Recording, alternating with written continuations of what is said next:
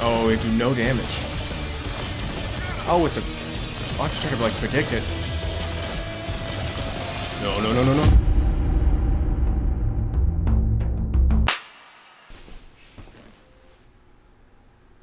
BPM Bullets Per Minute is a rhythm action roguelike first-person shooter, a combination that may initially sound like a horrid chimera of game design, but is actually more like a smoothie? It's good. It's a good video game.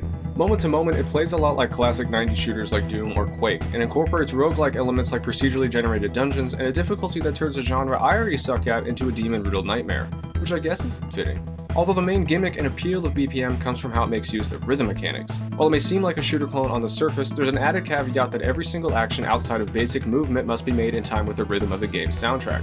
Doing so successfully without taking damage increases the score multiplier, which I've been told is important.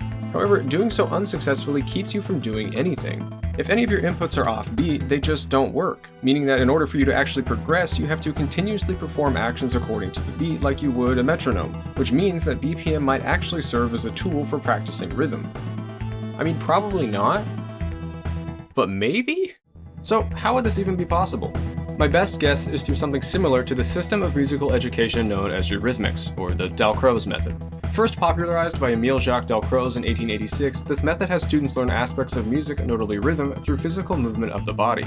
If you've ever been told to step along to a song, clap on specific beats, 2 hops this time, these could be examples of Eurythmics, Dalcroze's method of learning to feel and engage physically with music to better understand it, that's even been proven by further scientific... Well...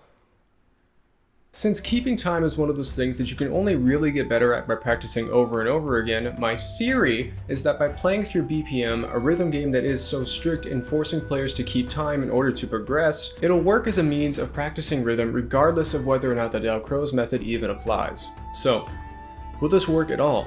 Do physical movements translate to video game inputs? Will BPM make me a musician? Tune in next time to find out if I can transcend into...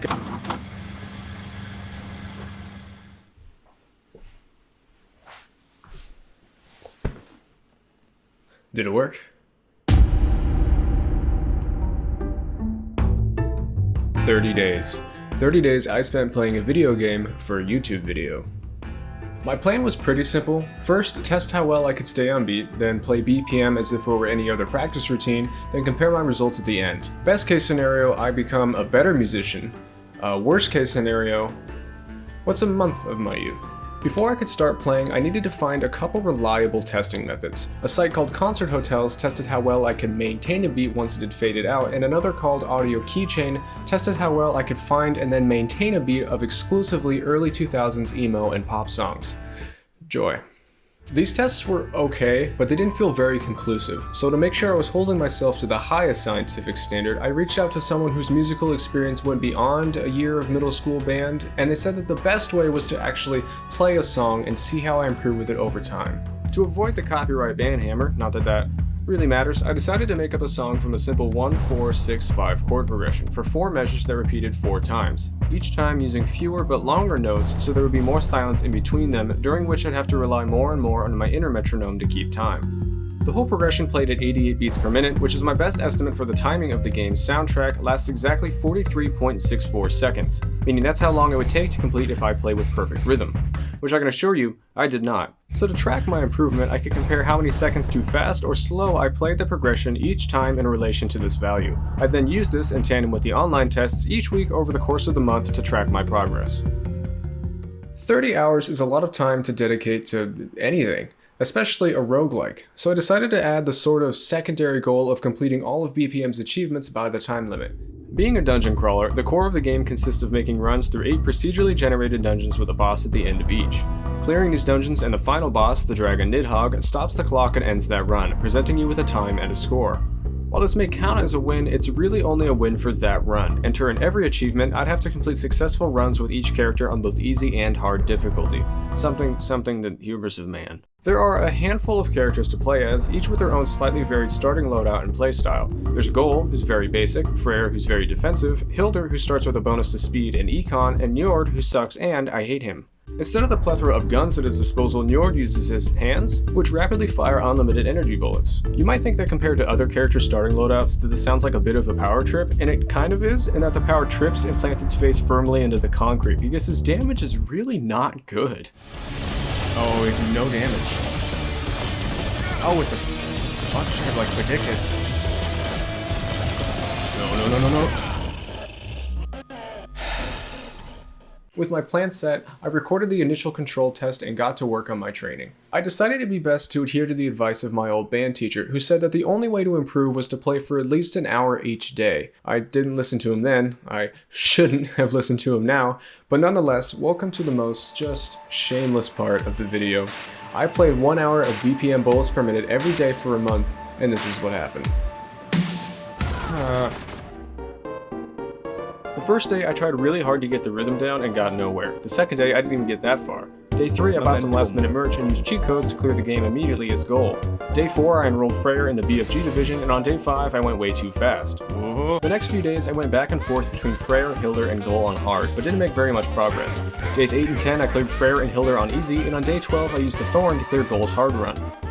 Coming up on halfway through the month is where the playthrough really started to drag. To spice things up, I tried playing through a few challenge runs in between main run attempts, which didn't help. To sum up, outside of full auto mode, which I avoided since it takes out the rhythm restriction, the challenges include Retro Run, where you can't see anything, Boss Rush, where you can't kill anything, Super Time, which looks good on paper, and the floor is lava, which actually wasn't that bad.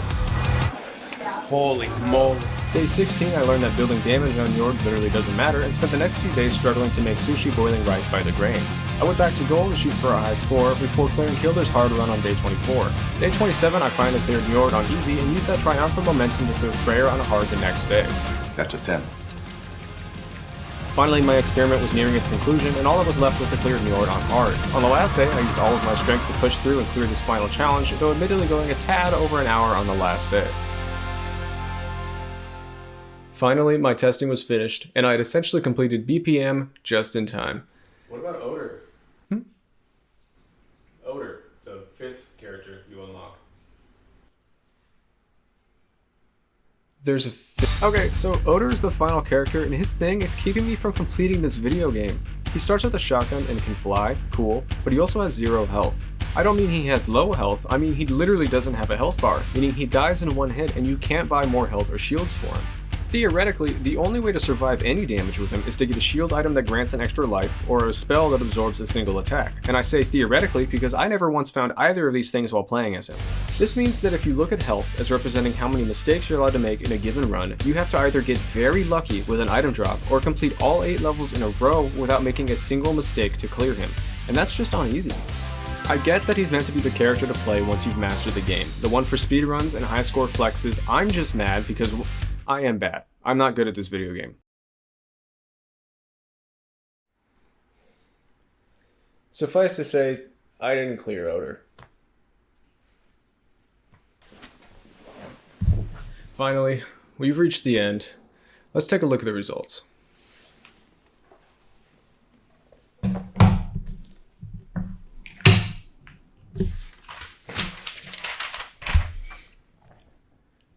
It didn't work. Now right off the bat, one of the online tests sort of fell apart. The test from Audio Keychain became so inconsistent that at times it took me several tries just to get a result that didn't end prematurely or appear super skewed, so I decided not to include it in the final results. Scores from concert hotels, however, I will include.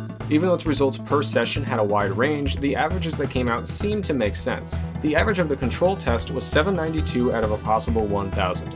Over the course of testing, scores ranged from a low 700 to just over 900, and the final score came in at an 800 average, showing virtually no improvement from the final test. Very cool. Now where things get interesting is in the results of the live tests. Remember that a perfect playthrough of the chord progression comes in at 43.64 seconds. For the control test, I played through the progression in 52.1 seconds. Not great, but that's kind of what I figured. After the first week, I played through the progression in 51.2 seconds. After week 2, 48.44 seconds, and after week 3, 51.16 seconds. After the month of practicing with BPM, my final time came in at 45.5 seconds, nearly 7 seconds faster than the control time.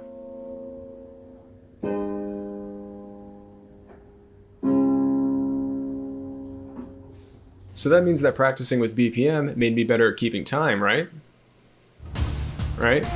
There are a couple things we can take away from this. First, it's difficult to tell if the score from week 3 is an outlier from, say, testing on a bad day, or if it does mean that the entire experiment was a failure. If we assume it's an outlier and look only at the control and final test, then it appears that practicing with BPM may be better at keeping a time. 1. Since I only practiced with and tested myself on songs at exclusively 88 beats per minute, it seems I only got better at working with that tempo specifically. This would sort of explain the online test results, which are given at an estimated 120 beats per minute, a tempo far faster than anything I practiced with and subsequently did not improve with. So did practicing with BPM make me a better musician? Technically, I guess? Provided this experiment offered accurate and reliable test results, which I got marginally better at playing some chord progression at some tempo. So then, was this experiment worth it? No. Was the experiment fun? Kind of. BPM bullets per minute is a very fun game, and one that I can highly recommend if anything you've seen today looked even remotely enjoyable. Turns out, forcing yourself to play 30 hours of a video game kinda makes you hate it, but I can assure you that BPM is a good time if you treat it, like a video game. But when it comes to trying to shortcut skill improvement, I think we've all learned a very valuable lesson today in perseverance. There is a better way to cheat out there somewhere, I just have to look a little harder to find it. Thank you for watching. If you enjoyed the video, consider subscribing, I guess. Just hit with a hard cut.